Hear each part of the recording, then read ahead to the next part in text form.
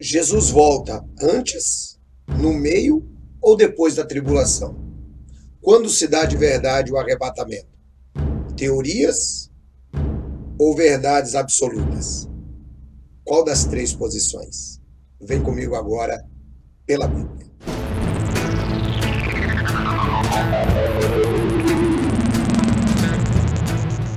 Olá a todos! Em nome de Jesus, é um prazer muito grande estar de volta com vocês para mais um programa Pela Bíblia com perguntas e respostas. E aí, professor, está preparado para hoje, professor? Olá, Mauro, que bom estarmos juntos mais uma vez. Já vi que hoje a nossa pergunta ela tem aí uma profundidade. Eu gostaria de saber qual é a pergunta completa e quem é que faz. Muito bem, então vamos à pergunta. Quem fez foi a irmã Cristiane Almeida, ela que é do Rio de Janeiro. A pergunta que ela fez é a seguinte, olha, bem interessante, vamos falar com pausa.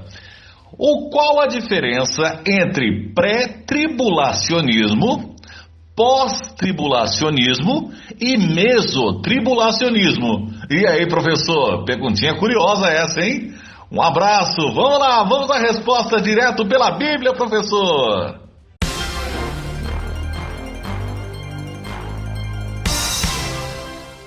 Bem, para falarmos de arrebatamento e de posições acerca do arrebatamento, primeiro vamos lembrar o texto que trata do assunto, não é? Que é 1 Tessalonicenses, capítulo 4, versículo de 15 a 17. Está escrito: Dizemos-vos, pois, isto pela palavra do Senhor, que nós, os que ficarmos vivos para a vinda do Senhor, não precederemos os que dormem. Porque o mesmo Senhor descerá do céu com alarido e com a voz do arcanjo e com a trombeta de Deus, e os que morreram em Cristo ressuscitarão primeiro. Depois nós, os que ficarmos vivos, seremos arrebatados juntamente com eles nas nuvens, a encontrar o Senhor nos ares, e assim estaremos sempre com o Senhor. Perceba então que a promessa do arrebatamento é bíblica. Talvez o nosso internauta não conheça completamente a doutrina, mas poderá se certificar aqui mesmo no canal Pela Bíblia, onde nós temos um vídeo que só trata do arrebatamento, tá bom? Então agora vamos entender as três posições acerca do arrebatamento da igreja. Vamos definir então a palavra aqui, arrebatamento, né? Arrebatados. Esse texto ele aparece na Bíblia, no livro de 1 Tessalonicenses, no capítulo 4, conforme nós já vimos, e ele tem a ideia de alguém que é arrancado, ele é puxado violentamente. Então isso mostra que a igreja vai ser capturada da terra em um determinado momento. É interessante notarmos, e isso é muito importante, a liberdade da interpretação. Vejam, nós sempre temos falado acerca das doutrinas centrais do cristianismo. Então, uma das doutrinas centrais do cristianismo é a volta de Jesus. Jesus Cristo volta. Nisso, os pós-tribulacionistas concordam, os mesotribulacionistas concordam e os pós-tribulacionistas concordam. O que é que significa cada uma dessas definições? Conforme o próprio nome sugere, pré-tribulacionista tem a ver com antes da tribulação. Mesotribulacionista ou mid-tribulacionista tem a ver com o meio da tribulação. E pós-tribulacionista tem a ver com o fim da tribulação. Bem, embora sejam três posições diferentes, as três posições concordam que Jesus Cristo voltará. As três posições concordam que Jesus Cristo ele vai arrebatar a sua igreja às nuvens e voltará para instaurar o milênio na terra.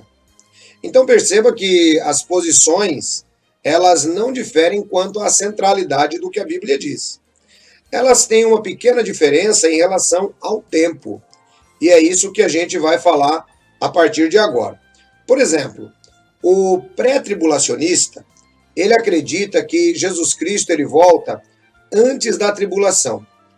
O que significa isso? Significa que Jesus Cristo ele volta antes do aparecimento do anticristo e arrebata a igreja, leva a igreja para o céu, A igreja fica no céu durante 7 anos, nas bodas do Cordeiro, e depois desses 7 anos, a igreja retorna à terra com Jesus para o Armagedon e, por fim, começar o reinado milenar, tá?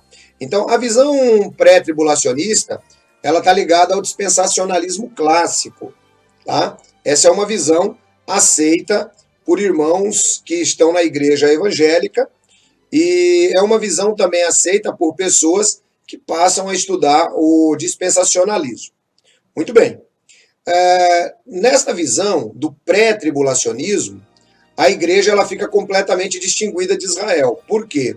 Porque, segundo os pré-tribulacionistas, a igreja ela não tem nada a ver com o trato de Deus com Israel, como de fato não tem.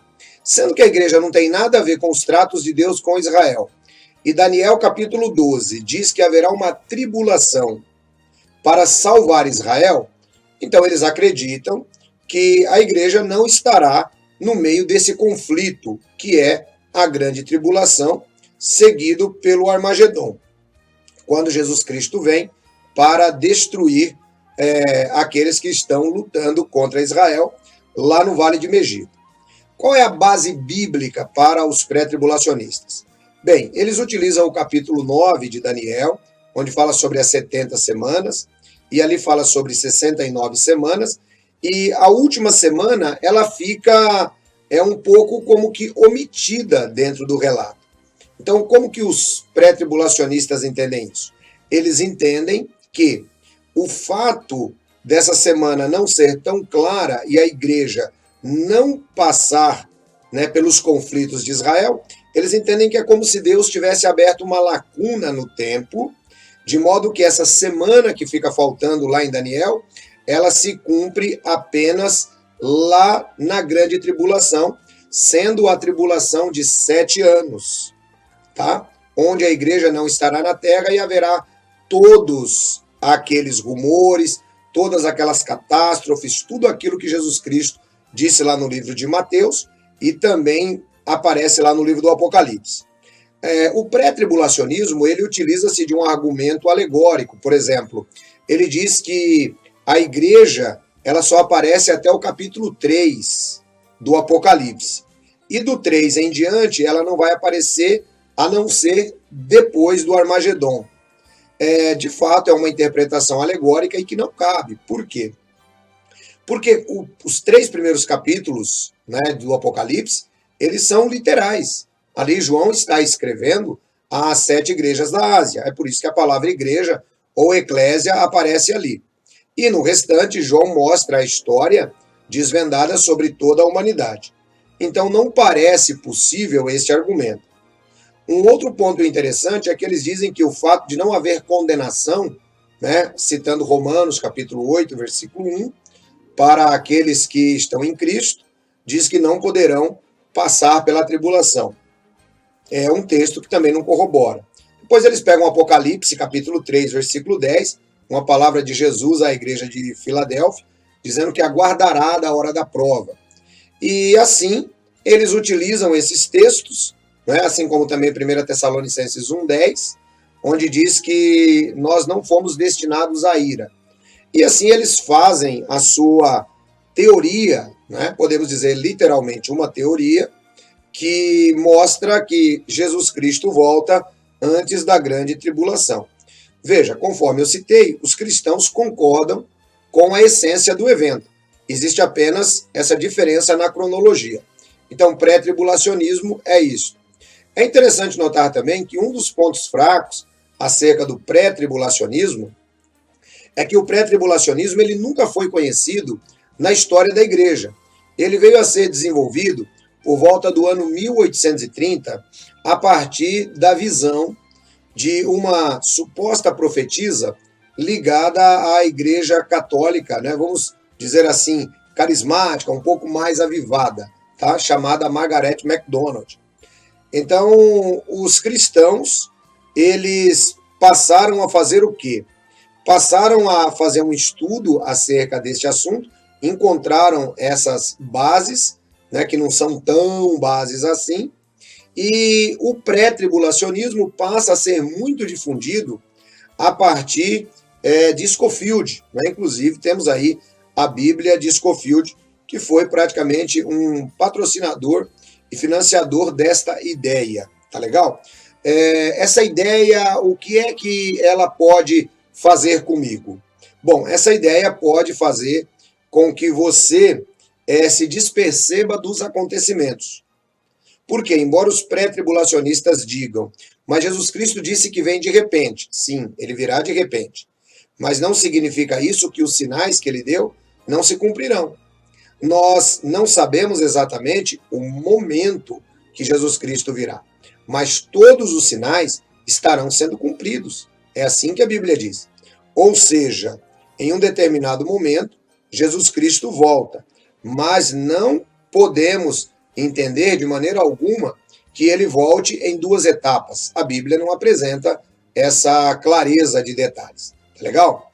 Então, se você está assistindo esse vídeo e é pré-tribulacionista, fique tranquilo. Se Jesus vai voltar antes da tribulação, como você acredita, o importante é que você acredite que ele vai voltar. Se antes, você estará certo.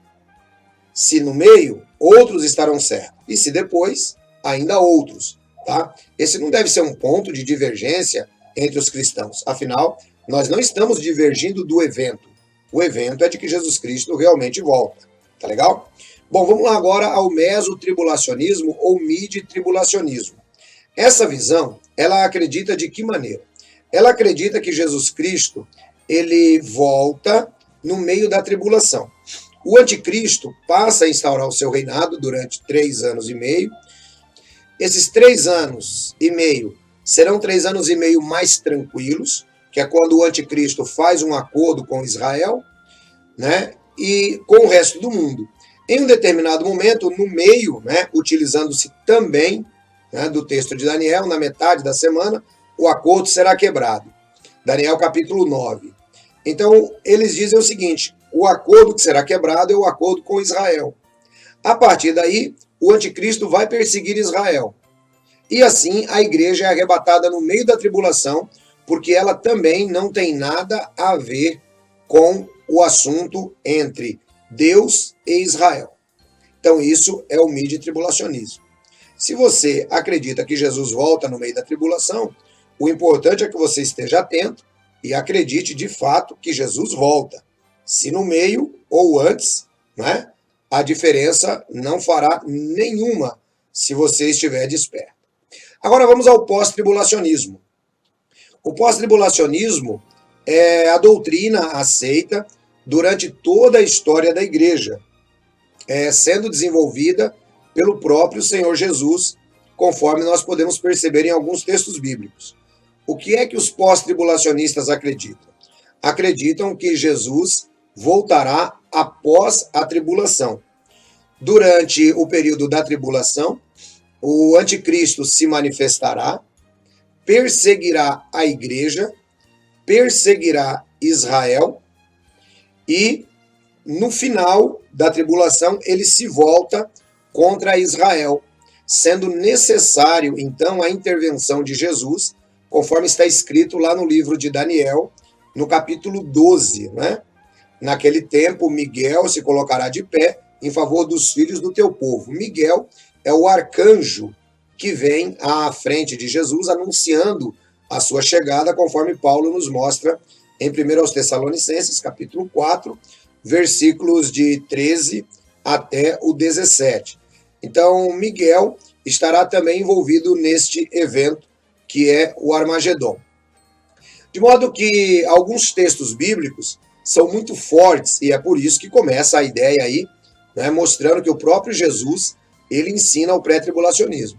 Por exemplo, quando você pega Mateus, capítulo 24, versículo 29, Jesus, depois do seu sermão escatológico, ele deixa muito claro: depois da tribulação daqueles dias, o sol ficará escuro, as estrelas cairão do céu, né? E verão o Filho do Homem vindo nas nuvens dos céus. Então veja que Jesus diz, depois da tribulação daqueles dias. Isso também ocorre em Marcos, capítulo 13, e Lucas, capítulo 21. Jesus diz que os homens estarão desalentados, os homens estarão apavorados, e depois de todos os sinais que aparecerão no céu, tsunamis, terremotos, o tempo da tribulação, então a Bíblia diz que Jesus Cristo aparece no céu. Bom, o apóstolo Paulo também corrobora isso lá no livro de 2 aos Tessalonicenses, no capítulo 2, versículo 3, quando ele diz que a vinda do Senhor não se dará, a menos que seja revelado o homem do pecado, tá? Que é o anticristo. Essa mesma escatologia é corroborada pelo apóstolo Pedro e pelo apóstolo João. Por que que o pós-tribulacionismo ele se mostra muito mais conciso com a Bíblia? Porque a volta de Jesus Cristo na Bíblia, ela não pode ser dividida em duas etapas, como dividem os pré-tribulacionistas, né? Logo no início e depois a volta de Jesus 7 anos depois. Ou os mesotribulacionistas, o arrebatamento no meio da tribulação e a volta de Jesus 3 anos e meio depois. Não, a Bíblia não sustenta isso. O apóstolo Paulo, lá no livro de 1 Coríntios, no capítulo 15, a partir do versículo 50, ele diz que nem todos seremos mortos, mas seremos transformados num abrir e piscar de olhos ao tocar da última trombeta. Então, o que é que os pós-tribulacionistas entendem? Entendemos que Jesus Cristo, ele volta no final da tribulação, será difícil para a igreja, mas a igreja vai passar. Uma prova disso é que existe uma grande multidão, lá no livro do Apocalipse, capítulo 7, versículo 9, que João pergunta, quem são esses e de onde vieram? Estes são os que saem da grande tribulação. Então veja, as pessoas estarão sendo salvas na grande tribulação, haverá pregação durante a grande tribulação, tá? Então nós não podemos de maneira nenhuma confundir. Um outro detalhe interessante aqui, que nós podemos analisar acerca da igreja passar pela tribulação, é que embora muitos vão morrer durante a tribulação, essas pessoas terão a sua ressurreição garantida logo na volta de Jesus, conforme o apóstolo Paulo nos mostra. O livro de Apocalipse, no capítulo 6, versículo 11, também mostra que as pessoas estarão aqui na terra durante a grande tribulação, sendo mortas pelo anticristo, pelo nome de Jesus. O Apocalipse, capítulo 13, também nos mostra que aqueles que não aceitaram a marca da besta são aqueles que fazem parte da igreja do Senhor Jesus, indicando que ao anticristo foi concedido travar guerra aos santos e vencê-los, né, durante 42 meses. Portanto, é interessante notarmos que a visão pós-tribulacionista ela tem um apoio muito mais conciso nas Escrituras. Mas, conforme eu disse, o que é que nós devemos interessar nesse aspecto? Nós devemos prestar atenção e nos interessar que Jesus ele voltará, seja antes da tribulação, seja depois da tribulação, seja no meio da tribulação. Cabe a nós seguir as palavras do Senhor Jesus. Mantende-vos vigilantes. É muito interessante que dentro da igreja do Senhor, as pessoas têm essa liberdade para pensar naquilo que é periférico em relação à doutrina, embora não mudem a doutrina em si. Tá bom? Deus abençoe vocês, um grande abraço, fiquem todos na graça e na paz de nosso Senhor Jesus Cristo. Até o nosso próximo encontro, pela Bíblia, perguntas e respostas. Uma salva de palmas para Jesus, que maravilha! Tá aí, gente, olha, agora a gente compreendeu mais esta, né? Mais essa que sem dúvida foi uma perguntinha difícil, mas tá aí explicada, a Bíblia explicando pela Bíblia. Olha, você que ainda não entrou em contato com o nosso programa, é tão fácil, gente. É só você digitar no e-mail predsonpelabiblia@gmail.com. Se você preferir, nós estamos também nas redes sociais. Estamos no Twitter, no Facebook, estamos nas redes sociais e, claro, aqui também no YouTube. Lógico, você que ainda não se inscreveu, vamos fazer o seguinte, que tal você se inscrever agora? Se inscreve aí, vai lá, se inscreveu? Acionou o sininho agora? Isso, acionou o sininho? Agora dá aquele like show de bola para a gente continuar cada vez melhor, alcançando muito mais pessoas aqui pelo YouTube. Seja você também portador de luz. Com certeza o nosso Senhor e Salvador Jesus vai ficar muito feliz. E não esquece, compartilhe com as pessoas, compartilhe com todo mundo, gente. Comente, compartilhe, faça com que o Evangelho, o verdadeiro Evangelho, o ensino verdadeiro de Cristo chegue até as pessoas. Bom, infelizmente, paramos por aqui, mas no próximo programa nós estaremos de volta. Eu quero desejar a todos um forte abraço e que Deus fique com todos até o próximo programa. Tchau, tchau!